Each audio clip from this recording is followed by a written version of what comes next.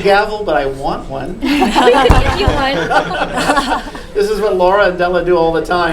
Thank you, everybody, for coming to the Civil Cafe Legislative Preview. I'm Chad Blair with Honolulu Civil Beat. I'll introduce our panelists in just a minute, but I do want to say a special thanks to Common Cause Hawaii. Where's Corey? Hello, Corey. For helping to put this together, and a big shout out to the House Sergeant at Arms for helping us logistically. Not an easy thing to do. By the way, we are not live, even though we are recording video and audio. This will not be live. We will, however, be posting this probably Anthony, on Facebook and this afternoon. This afternoon. So we'll be up if you want to watch it again or pass it on to somebody else.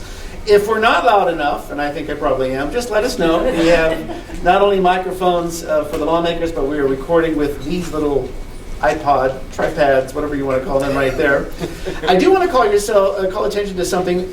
When you came in, when you're checking in, you might have seen what we call the monoliths. It's kind of a fancy name for those little triangular things in orange and gray and black. And we had people put stickers on them for the issues that were most important to them. I'm just going to give you what the results are in. At the city level, no surprise, it's homelessness and affordable housing. Wow, who would have thought that would be big issues for the city? And then the top two for the state, a little bit different. One of them is cost of living, which of course I would factor into affordable housing, but also government accountability, which was very pleasing to us at Civil Beat. So those were the top issues that we are dealing with. By the way, if you do have cell phones, silence them now. Thank you so much. The way we're going to do this is I'm going to talk a little bit, and then I'm going to ask Majority Leader Bellotti and Senator Thielen to talk about the priorities for their respective chambers, the House and the Senate. Corey is going to talk about issues that are important to Common Cause, good government issues. That's what we always call them. And Corey, I can barely see. Do you have a microphone? Okay, good. Hi. Hi. How you doing? Good. What's the question? You want a cookie? Yes.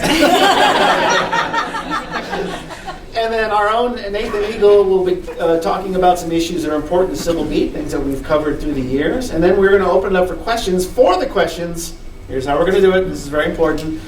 We are actually going to circulate, maybe you already picked them up, little note cards. You see these note cards when you're coming in? We ask you to write your questions on the note card rather than stand up and we have to get a microphone to you. That way we can have them, if you will, sort of filtered and given to me. We do want to give a lot of time for questions. And then I think Virginia Beck, is Virginia here? Okay, hi Virginia. She's from the public access room. Several people from PAR are here. She is going to close with a few comments about, probably about what the PAR does. One of my favorite agencies around, very underappreciated, but this Capitol would not run the way it does without you. So without any further ado, I'm going to go ahead and begin. I did introduce, but I'm going to do it again. Majority Leader Della Al-Bellotti. Her district is Makiki and Atlas, Papakolea, Makali, portions of Manoa, and Pava'a. Can everybody hear Della okay? Can I call you Della? Yes, okay. please. To my left is Laura Thielen, State Senator, Waimanalo, Kailua, and A little bit of Hawaii Kai and the northwestern Hawaiian Islands. oh boy, what's voter turnout like up there? The birds. That was going. By the way, Laura's mom, Cynthia Thielen, is here today. She has already upset somebody with a column that she wrote for us today on opioids. It's a great piece, but I'll say no more. But we've amended it forthcoming. And I have to acknowledge that my own mother is here today. Yay. Patricia Blair is in the back. Whatever I have to do for the inheritance, that's the whole thing. Nathan Eagle is my colleague in crime at Civil Beat. He will be our lead reporter at the state legislature, as he has for so long. Courtney Teague is over there on the side. She is working closely with Nathan to cover the legislature. We'll have other reporters there as well. By the way, if you have not seen Nathan's wonderful slideshow, I'll call it, on Papahanaumokuakea, or the Northwestern Hawaiian Islands, it's terrific. He and his wife, Alana, spent 2 weeks up there. Can you imagine? With albatross and turtles and all sorts of things. It's great. Go on Civil Beat and watch it. And Corey Tanita. I'm here. She's here from Common Cause and really someone, round of applause. Go ahead and move that mic closer. Lawmakers in the audience. I see Willa Sparrow in the back there. Senator. Who else is here? I mentioned Cynthia Thielen.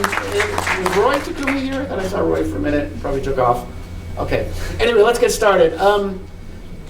I can tell you this, that this is not going to be comprehensive. We cannot possibly tell you everything that's going to happen over the next 3.5 months.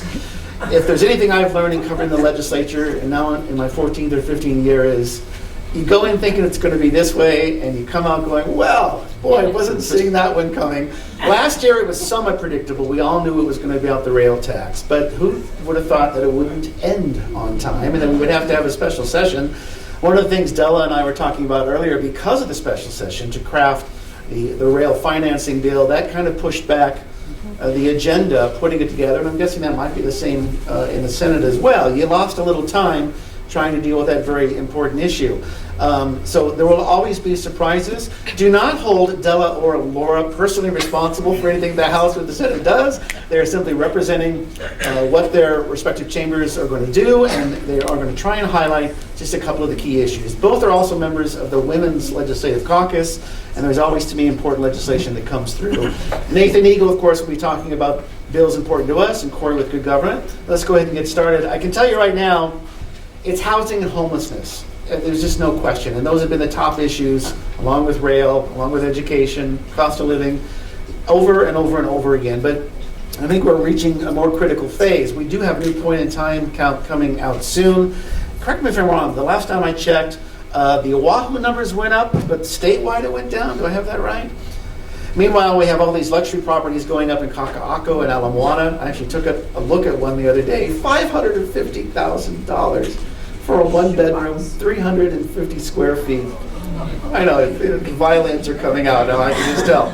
But I believe it's fair to say both chambers are looking at some innovative ways to try and approach this, to not just continue the same process. I'll let Laura and Della talk more about that. Airbnb. 2 years in a row now, we have not been able to craft legislation.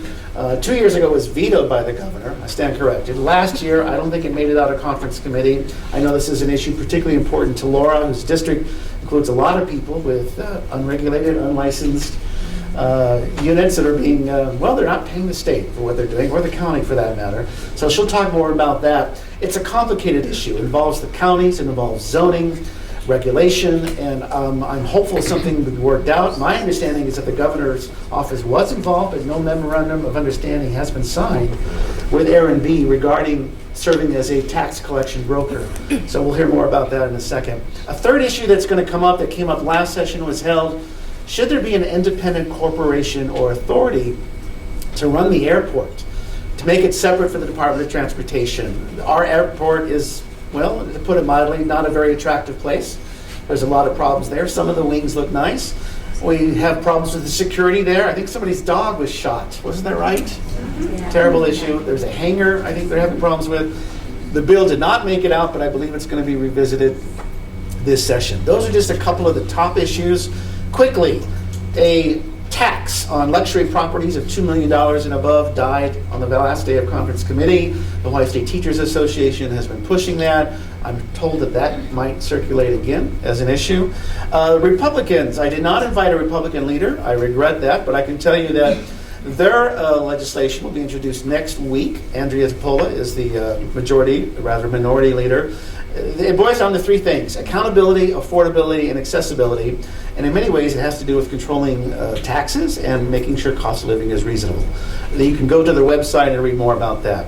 Quick items, and then we'll move on.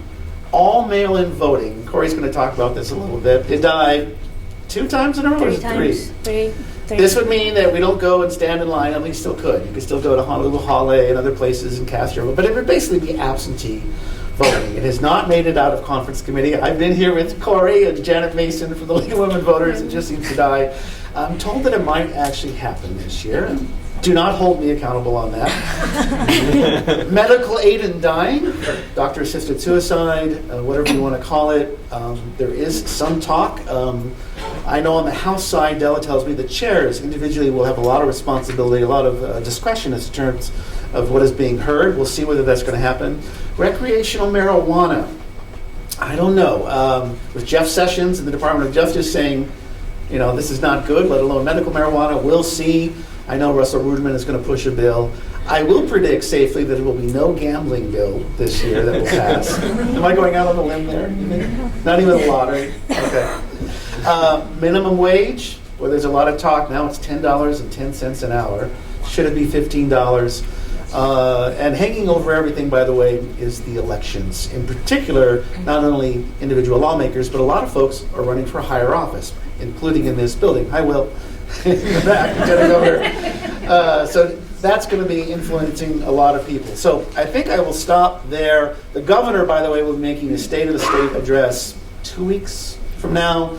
Majority Leader Scott Saiki and President Ron Kochi will be speaking next week on the opening day of the legislature on Wednesday. Okay, without further ado, I think we'll start with Majority Leader Della Al-Bulati, who is promoted, or demoted, promoted. No, tell us what's important to the House.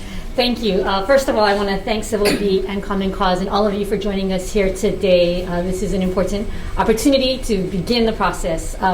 Or to continue the process. I look out across the audience and see many of you that we've been talking to over the interim, so really appreciate you being here. I almost feel like I don't have to give a preview because Chad did such a wonderful job. But let me acknowledge two colleagues. We could wrap early if you want. We can leave more time for questions too. There you go. I do want to acknowledge Representative Cynthia Thielen, who is here in the audience, as well as Representative Chris Lee, who just walked in. Two very strong environmental advocates in the House, so thank you for being here. In terms of priorities for the House, it's no surprise, like the responses about the city priorities, over the course of the summer following special session, the House really took a deep dive, had lots and lots of conversations amongst chairs, amongst members, with various agencies, and the two issues emerging for us are homelessness and housing. And it's two separate issues. We are looking at ways in which we can expand and address the need for inventory across all sectors, with an emphasis on market housing, affordable housing, and public housing. We are also looking at homelessness issues and establishing pathways. We have done a good job, lay the groundwork for enforcement, but now we need to make sure that we have strong pathways and addressing the barriers of homelessness. So looking at things and programs like the Community Outreach Court, looking at rapid rehousing, Housing First, how are those programs moving along? Do we need to fund more of those programs? How do we ensure that there's coordination of services? Because we know that some of the homelessness issues, the challenges really are about coordination of services. That's kind of the high level view. I will also say, as Chad indicated, we left a lot of things on the table. So we do also know that the chairs have been working up on different issues, whether it's Airbnb, mail-in voting. We are going to be taking a look at some of those issues as well. As you know, it's a biennial session, right? All the bills that were introduced last year that didn't make it do stay alive for this session. They can be resurrected. There's also new legislation that will become forward. Go ahead. Did you have that? Just one more point, and I cannot underscore this enough. Something else that we're doing very carefully, and because the House gets the first hit at the budget or the supplemental budget, we are going to be looking very carefully at what's coming out of the federal government in terms of the continuing resolution.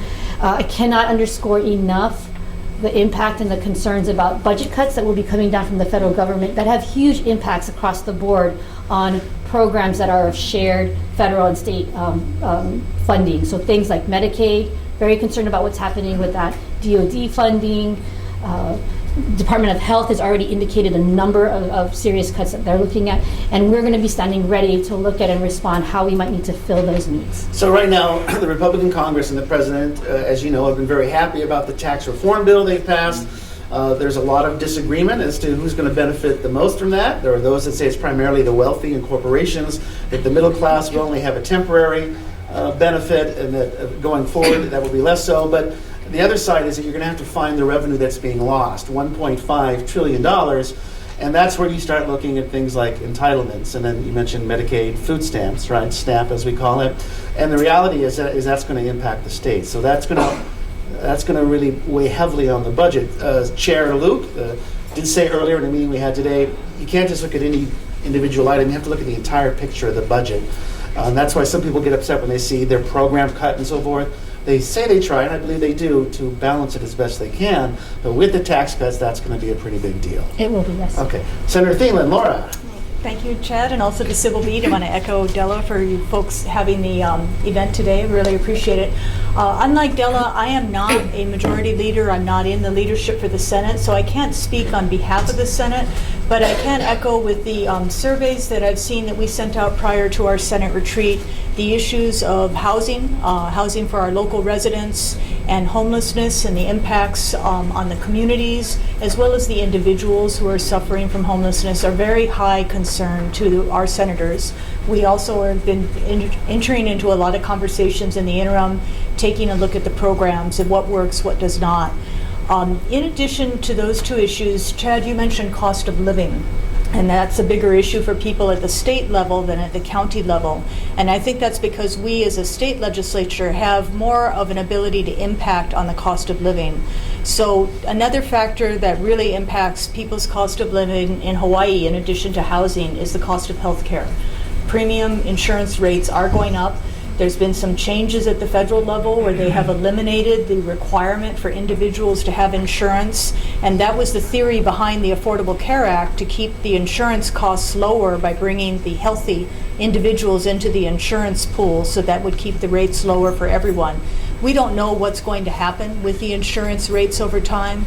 We also know that President Trump is talking about passing laws that would allow insurance companies to sell across state lines. So we're taking a very close look at healthcare, the impact on residents, and making sure that residents have insurance available to them, and that there are some minimum coverage requirements so that we have fair policies for our residents where we're not being taken advantage of. Another issue that I think is important is we're seeing that the drivers for our state economy, which are providing the wages for people, tourism has basically had, in real dollars, when you account for inflation, flat returns for a significant period of time, 20 to 30 years or even longer, where we're not really seeing an increase in the revenue to the state of Hawaii. However, there has been a significant increase in the number of visitors coming to our islands. And so the impacts on the islands, the impacts on our natural resources, our cultural resources, our neighborhoods are getting larger. And in this internet economy, the ability of people to open up businesses or to start businesses serving tourists in maybe residential neighborhoods or other communities where we haven't had them before is creating a lot more impacts. So Chad, you mentioned the Airbnb bill. I know we will be going back on that. There was some discussion in the media about the possibility of the governor signing a voluntary agreement for tax collection. I was told by the chief of staff that that's not going to happen, that there is a commitment to attempt to write a three-way bill between the House, Senate, and the governor's office.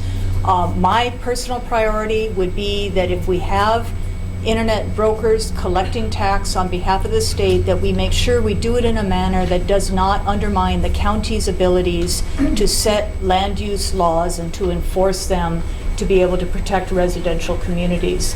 But that's a discussion that's going to be ongoing through this session, and a fairly large one.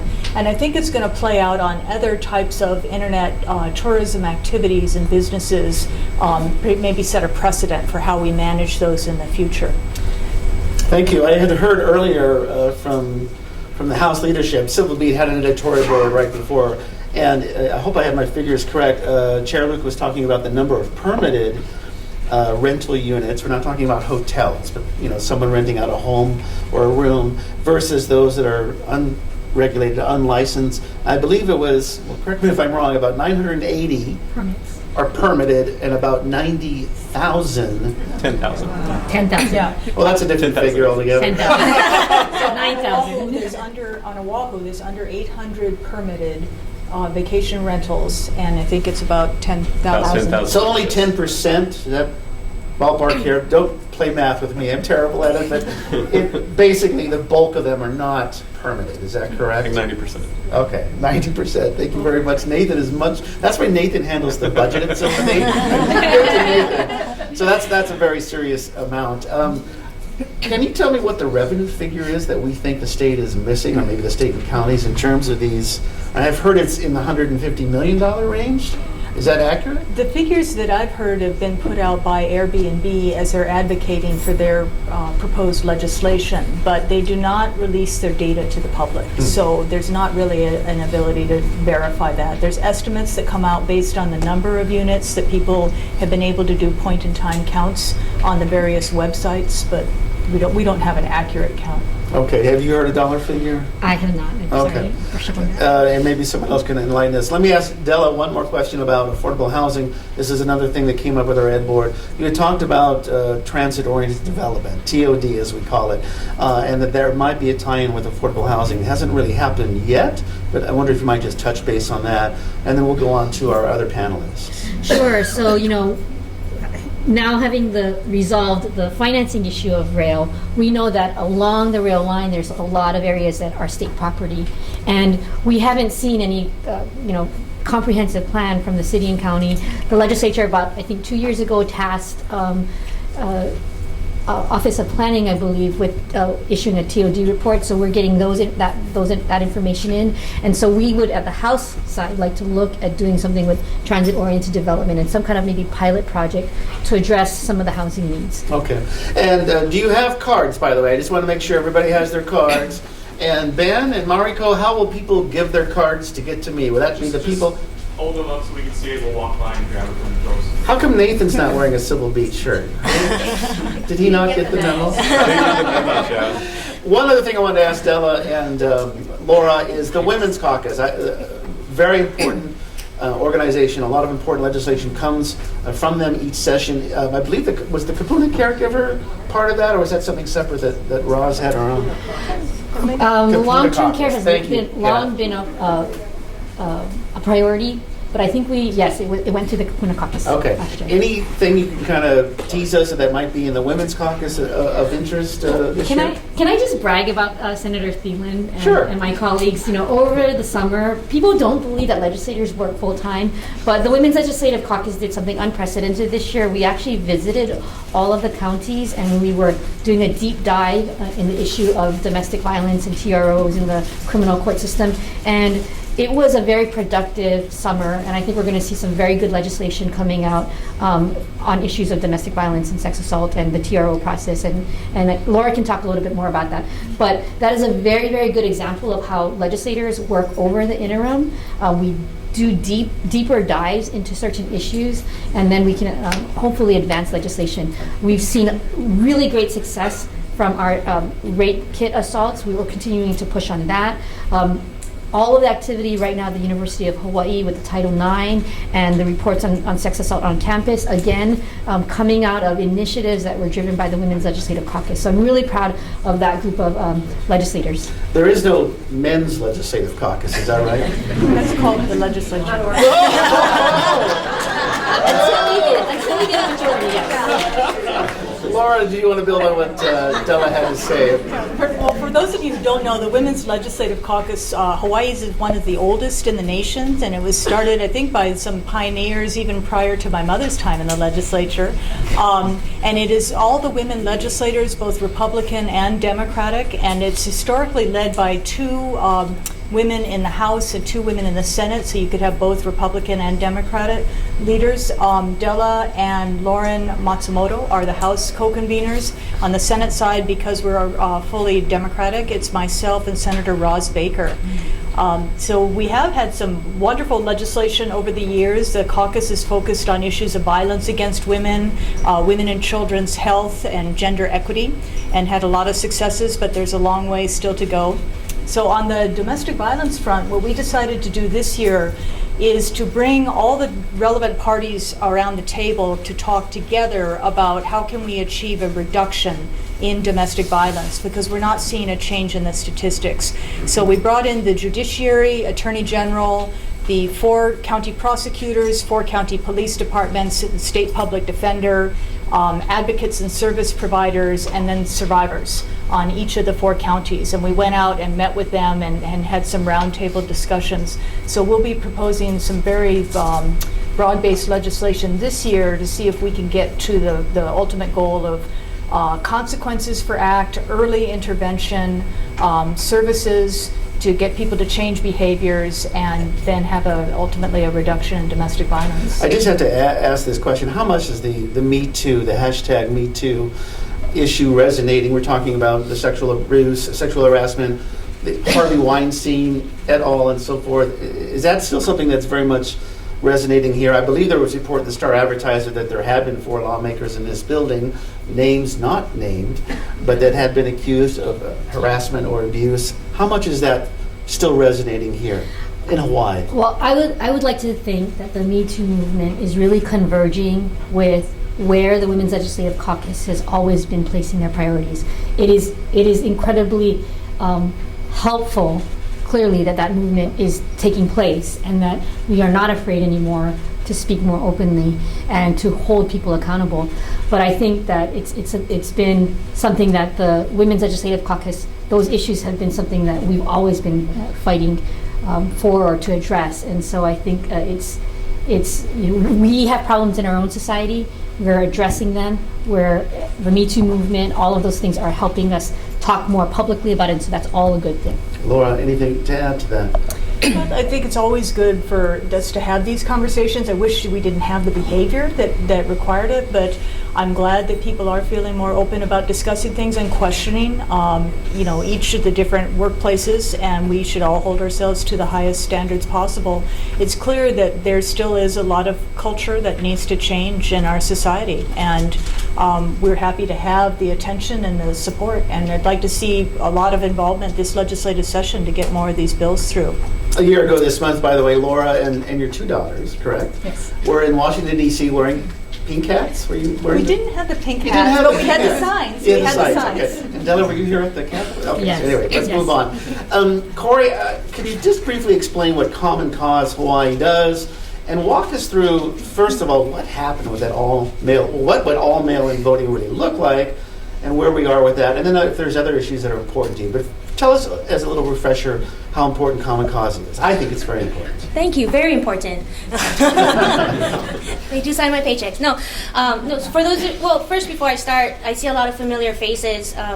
But how many of you have taken action here at the legislature? Just show of hands. I know a lot of new Of faces course, too. this room, Right. yeah. This is a really savvy group, so I won't break it down too much. But so long story short, Common Cause, we've been around since 1970. We are a good government, nonpartisan watchdog group, and everything that we do kind of basically boils down to making sure our government is open, honest, and accountable to us, the people.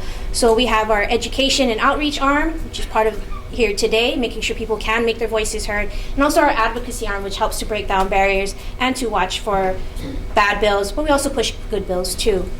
So one of the good bills that we are pushing and have been pushing, right, Chad? 3 years in a row. You Yep. and I have been in this very room, actually. Yes, I think. yes. Janet Mason's here from the Golden Voters. Janet's with us, too. Right. So voting by mail, we would follow actually more of the Colorado model. So we would still have early walk-in voting the couple weeks prior to election, but most of the ballots, or every registered voter would be sent a ballot about a month out. But on election day, there would still be service centers in each county for those that wanted to vote in person. We're not taking that away. And also, if you needed assistance or anything like that. So there are options available. So we're not taking that away, because I know some people are concerned and they want to go down and vote, which is great. So I don't think I've ever actually voted in person, but that's tradition, and my grandma does it and my mom does it too. So I understand. Why it dies. You're looking at Della. No, I'm not singling her out or anything, but we've had some really good conversations about it, because I think most of the legislators we've talked to and our members have talked to, and I know a lot of you in the rooms have spoken about, they understand that, we have the lowest voter turnout in the country. 5 presidential elections in a row. That's horrible, right? And we need to do something. We need to make it, and we need to have more efficient and more secure elections too. And that's what voting by mail will add to, in addition to our other priority, automatic voter registration. And that would change basically at the DMVs when you get your license or your state ID, change it from an opt-in system to an opt-out system. and so the people can update their addresses if you're moving or you're getting a new license and so forth. And so again, it's all about modernizing and efficiency, and it will lead to cost savings. Like vote by mail is expected to save about $800,000 every election cycle. Those figures are actually coming from the county clerks, is that right? Yes, and the Office of Elections as well. And then automatic voter registration, we've seen efficiency. That is just like, instead of using paper forms, which they still schlep over, and you're kind of like, we are in 2018. Let's upgrade to 1990s technology, So, like, it's kind of those kinds of things. But we know, like, in other states that have that kind of technology, it costs 30 times less to process an electronic application versus a paper one, for obvious reasons. So, I mean, I don't know if, I don't want to put anybody on the spot, but if we have any insights as to why, I mean, again, everybody we've spoken to, they do generally support it, so I'm not quite sure what the hang-up is. Two questions for you along the same lines of this all mail-in voting. Does it actually increase voter turnout? You mentioned Colorado, I think. Oregon, I believe, has it. I think California? Washington. Washington, thank you. And then the second question is, what's the risk of tampering? The president just canceled his voter fraud panel. Yay. Which apparently Hillary did win by 2.9 million votes after all. But can you tell us those two questions, turnout and fraud? Well, turnout, we've seen in other states, they consistently have, in the states with voting by mail, so Colorado, Oregon, and Washington, they have about 60 to 70% participation rate. What's our figure? In the 30s and 40s. So it's a big change. I mean, we can't attribute all of it to just exclusively voting by mail. I mean, it comes down to getting interesting issues or candidates on the ballot, and it comes out to people just taking that kuleana and turning out and making sure their friends and their families turn out too. So I think that's the turnout question right there. And then the second question, fraud. In the states that have it, there have not been really many cases, and statistically, in the country overall, you are more likely to get struck by lightning than for voter fraud to happen. Just throw that out there. But we do take it as serious. We're not ignoring it. Occasionally here and there, but statistically, it's not. Okay, good. Anything else big ticket on Common Cause's agenda this session that we should be aware of? Definitely automatic voter registration. They absolutely go hand in hand, because if we can update our voter rolls in real time, then that will enhance our security. So how does that work? So at the DMVs, again, or licensing agencies, if you get your state ID or your driver's license, instead of having to fill out the additional application part, if you're eligible, you would automatically be enrolled unless you say, no, I don't want to, or I don't want to update my information. So that saves you from having to fill out your name again and fill out your address again. So it's just trying to, again, streamline the system and making sure we have the most accurate information that we can to, again, address the security issue. Another word, another label, correct me if I'm wrong, for mail-in voting is voting absentee, right? It's kind of the same thing, sort of? Yes and no. I mean, it depends on the state. I mean, we're very fortunate to have the voter absentee program that we have. We don't need an excuse, and anybody can apply for it. Other states are way more restrictive. So, I mean, I think in that sense, people use it interchangeably. But this one, it would, instead of running 3 separate election systems, in-person election day voting, the early walk-in voting, and the mail-in system, it would be streamlined, and so we could have better elections, because we know the Office of Elections and counties struggle to find election day workers and so forth, and that leads to backups, that leads to waiting forever to just inefficiencies, because there's a typo from when they transferred the person's name and they accidentally, because that's what they have to do now. There's no scanning, there's nothing, and you're just like, why? So, okay, thank you, Corey. Thank you. We're going to hear from Nathan, and then we're going to take questions, and I'm just checking with Ben and Mariko to see if we have a list. Great. Nathan has just, I think, done a terrific job. This is the Mutual Admiration Society here today, but one of the stories that I think he's really pushed that other media have missed is inspections of care homes. There are various types of care homes at various levels in the state, and yet if you're putting your loved one in someone's home to have them cared for, don't you want to know whether there's been any problems with that particular care home? And we've had some troubles getting those records online and so forth. Nathan's going to mention a couple of the issues like that are of interest to Civil Beat that we keep looking at, oxybenzone's another. So Nathan Eagle. Yeah, thanks, Chad. Thank you guys all for coming, by the way. It's really awesome to see such a full room. On the care home front, yeah, I did start looking deeply into like why we don't have those inspection reports online. The legislature passed a law. They're supposed to be online. So now then my attention just turned to the Department of Health. Why aren't you putting these inspections online? So that's kind of where that one is. The way I've advanced that is now looking at inspections of care homes and other long-term care facilities, and why are the inspections announced instead of unannounced. And so that, I think, will take effect in one more year. I think there's a 3-year clause, and each year is supposed to be a nice report from the Department of Health. So currently, actually, this week, I've been asking the Department of Health, where's that report for this year, which is about a month late, I think, so far. So that's kind of where things are at with that. It's an issue I definitely plan to continue following up on. The other is, there were 2 other, I thought, really, really big and really, really important reports that came out last month. One is sea level rise, and the other is cesspools.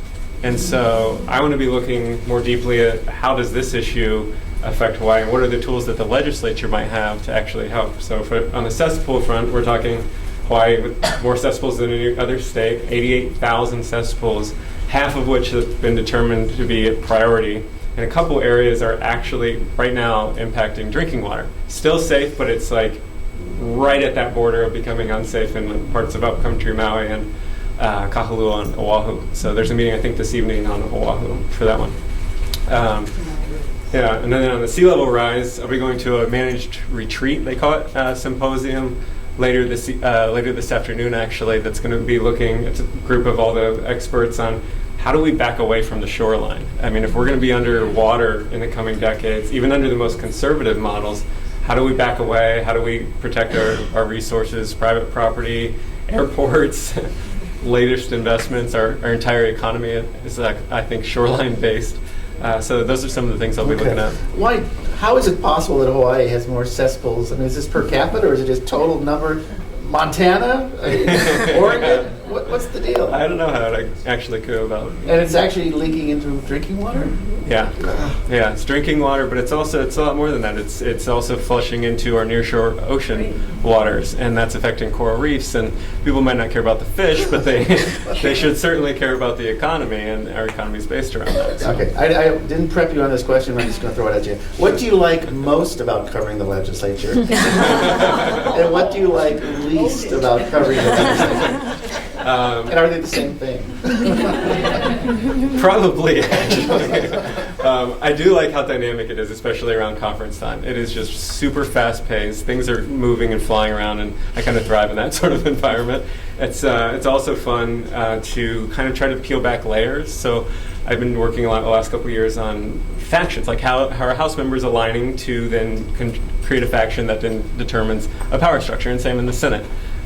So I really enjoy that aspect as well. But least favorite, I don't know. Maybe when budget hearings are here and there's tons of people that can't fit in here. So it's like I often think auditorium. Yeah, sometimes they are held in the auditorium, but it often, like Sylvia always has it in that 4th floor little cubbyhole back there. Right? So anyway, all right. Thank you, Nathan. To the questions. To what extent is public education a priority for the legislature? I guess that's mainly for Laura and Della. Laura, public education. Well, public education still remains, I think, our single largest budget item. It's only eclipsed if you combine health and human services together, and a lot of that is the Medicare, Medicaid expenses.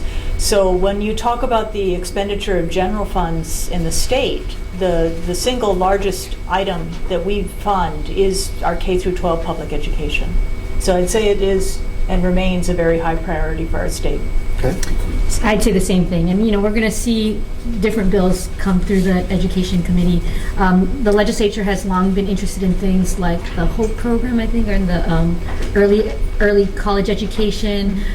We looked at the family, or the early, what is it? Early college? The early college loans for low income, to make college more affordable. So the Promise program. So yes, education remains of high priority.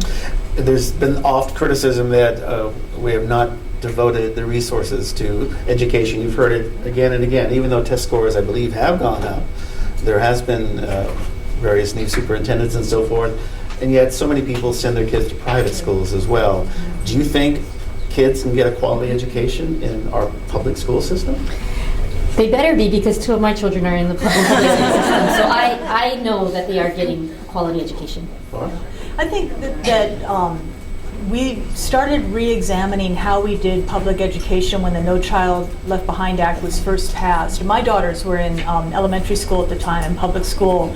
And what was interesting to me is, we at public school, they were not having necessarily the linkages between the first, second, third grade.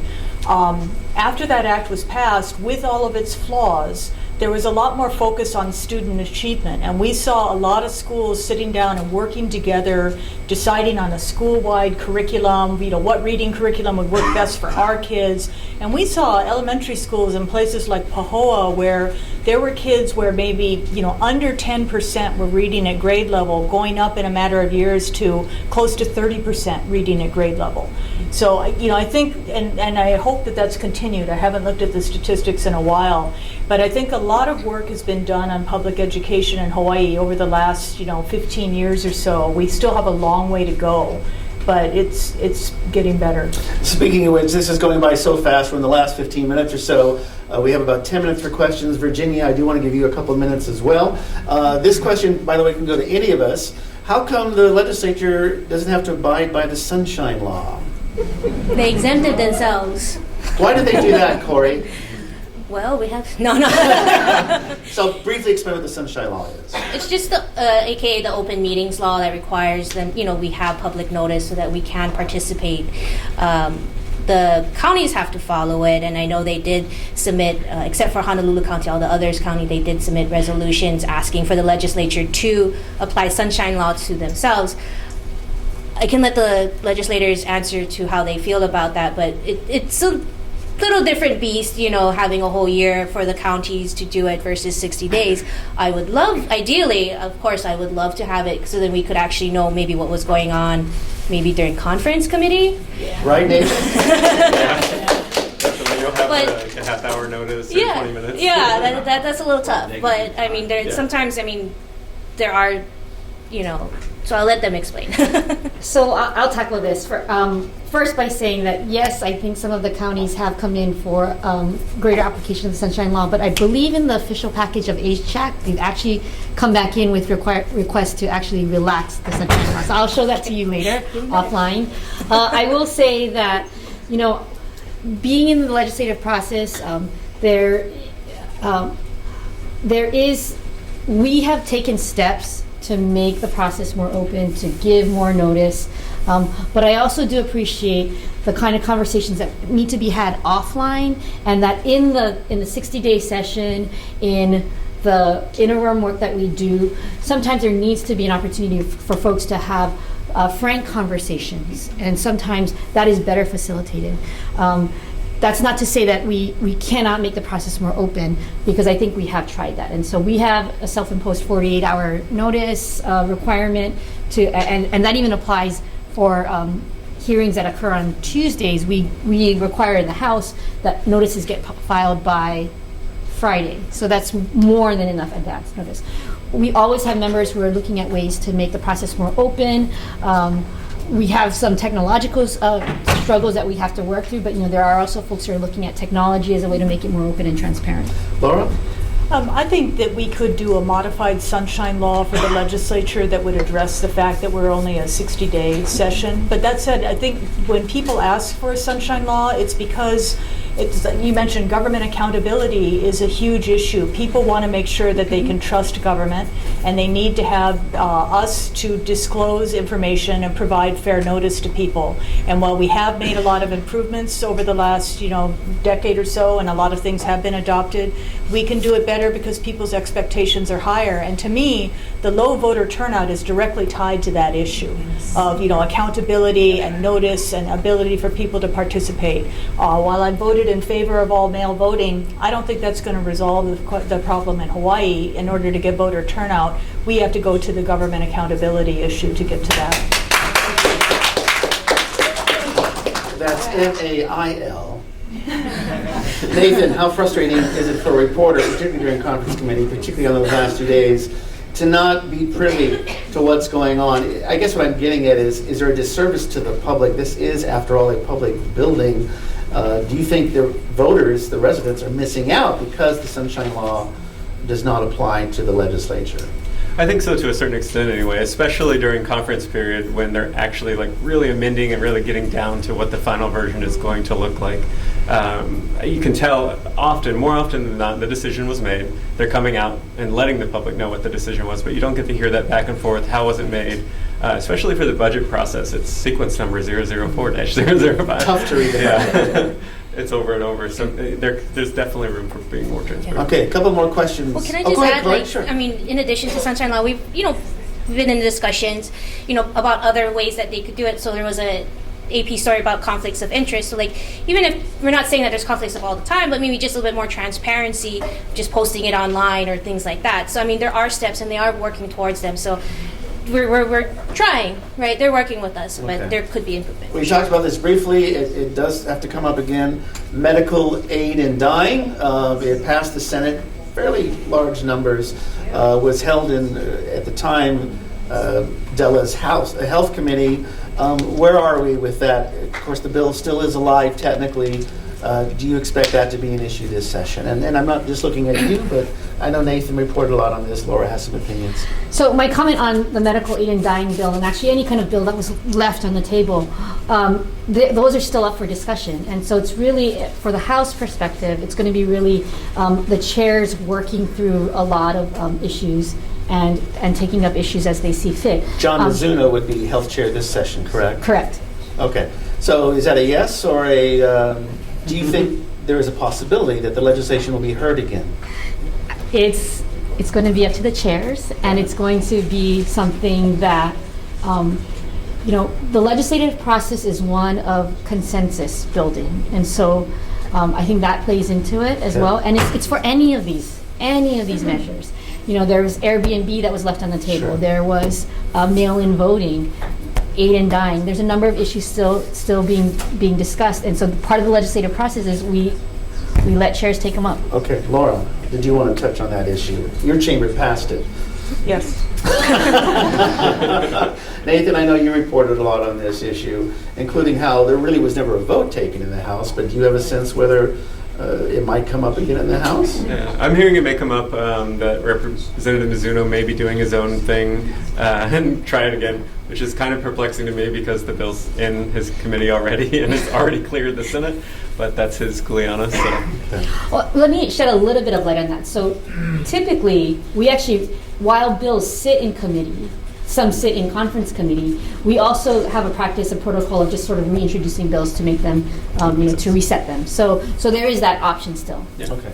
Got too many questions, not enough time. I want to acknowledge Senator Donna Mercado Kim, past Senate President, is in the room. Candidate for Lieutenant Governor. No, Congress. Sorry, Donna.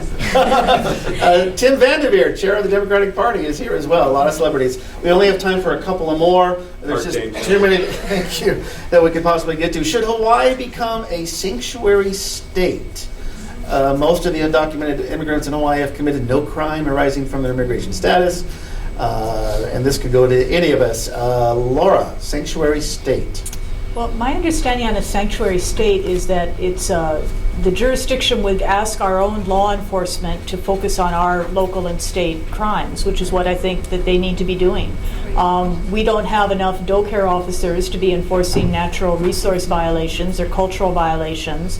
We certainly have a lot of issues that our police departments have had to pick up relating to outreach and working with the homelessness. And we have a very limited state police force, and we're getting complaints from the judiciary that in areas where our sheriffs provide security for the courtrooms, that there are people in those situations that are not being protected, and the public's not being kept safe. So I think our law enforcement should focus on our state and local issues. Della. I personally agree with that assessment. The notion of being a sanctuary state, we have to look at the specific legislation. I think a great place that's going to first test that is going to be in the arena of cannabis. Safe zones. And my understanding is Scott Morishige, the homeless coordinator, said the jury's not really in as to whether they're successful, but there's already been talks, Cedric Gates, Josh Green, introducing safe zones. Essentially, places where homeless can go, take a shower, a place to sleep, and get access to social services. What do you think, Laura? Well, I think, there's areas where they have a van, like the Waikiki Caravan and other jurisdictions where they'll have places that people can go to shower and change. One area where I see a great need, we've had a number of severely mentally ill homeless individuals. We did pass a law a couple years ago that allows for an involuntary commitment so people can get into a safe environment and have treatment. We work to have a very sad case in Kailua of a woman who's been sexually assaulted, severely mentally ill, homeless, into treatment, but none of the treatment facilities are designed to keep people there involuntarily.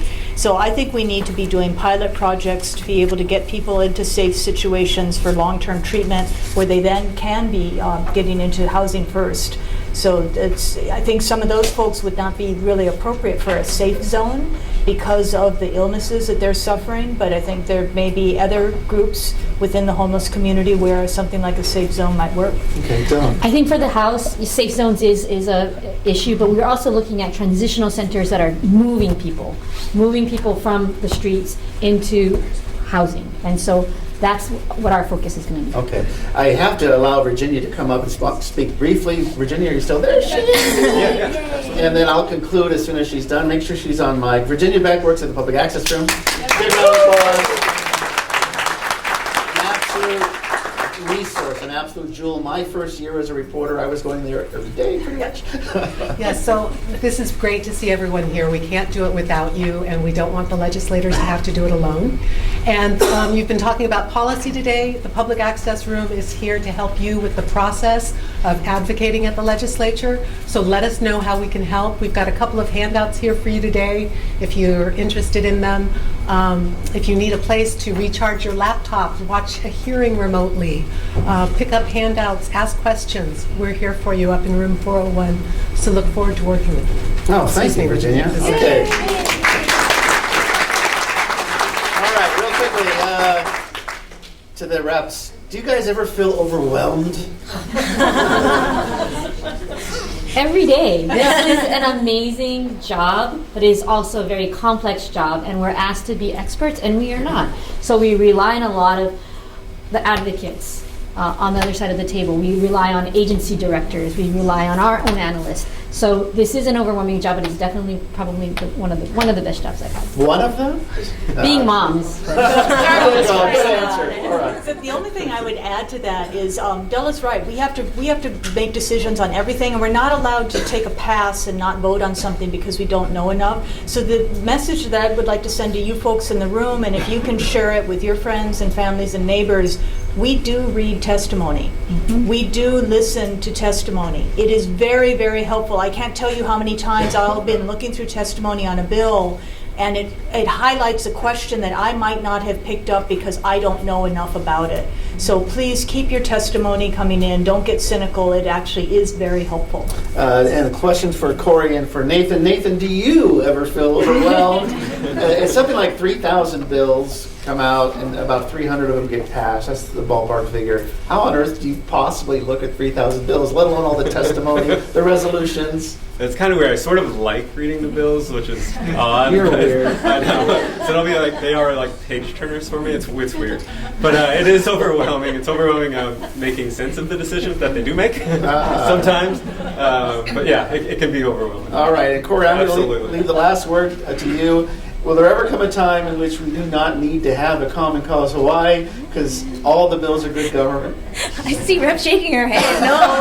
And I'm not trying to put you out of work. I see Vicki Love is No, here, your I would- predecessor, maybe she already left. Yeah, so. no, I would love to put myself out of work. I hate asking you guys for money. But we have to be here. I mean, there are some sneaky stuff that does get put in, that we need to call out on, and there's some shady stuff but to the point of overwhelming, like that's why we work in coalitions, and I see a lot of our friends here in the audience today, so we lean on them too, and I'm sure the legislators too, but I would love to work myself out of a job, but maybe, yeah, if you're hiring, no. But no, I mean, but I would just say, everybody said, please get involved, don't give up, because I know people are very frustrated at the federal level and here at home, so don't it's not just resist, but also work within the system, because I know there's a lot of people that are like, let's just go above their heads, but there are processes in place. So let's get involved. Let's make sure that it does work for us. I am going to close with an important reminder. There is a Constitutional Convention ballot question this November. Every 10 years, this comes up. We have not had a CONCON. Representative Matt Lopresti is in the audience. Hello, Matt. We have not had one since 1978. Famously, OHA was established, a whole bunch of other things. There is a lot of mixed opinion about that, but it will be a ballot question, and I believe you have to have a majority. Are blank votes no votes? Is that okay? So, but Silabete has been pushing for that and talking about that and trying to raise the conversation. I want to end on that note only because it's another way for the people, in many ways, to go directly to other people and get initiatives, ideas, like initiative referendum and recall, for example. We do not have it at the state level. One example. So that's me on my little soapbox. We'll see whether it passes or not. I do want to thank and name them again, Corey, Tanita. Well, I just want to say, like, we have some concerns about the state. Oh, not now, Corey. But I just want to say, Let me end talk it this to me way. afterwards. We would like to have further discussion on Yes, this issue. yes, pro and con. absolutely. Della Albalati, Majority Leader in the House. Laura Thielen, State Senator. Nathan Eagle, Journalist Extraordinaire. I'm Chad Blair for Civil Beat. Take care and aloha.